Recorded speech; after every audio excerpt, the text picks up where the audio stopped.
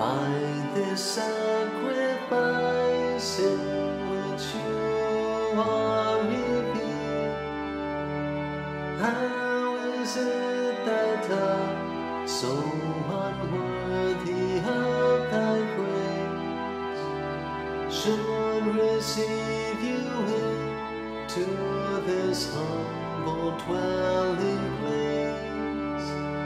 Only say the word and I shall be made whole, loving you with all of my heart, mind and soul.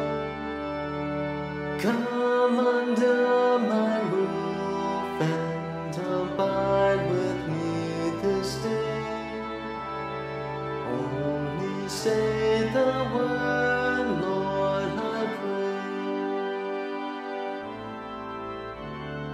Only say the word and my soul shall arise through the darkened clouds into bright spacious skies, lighter than the angels who praise thee from above.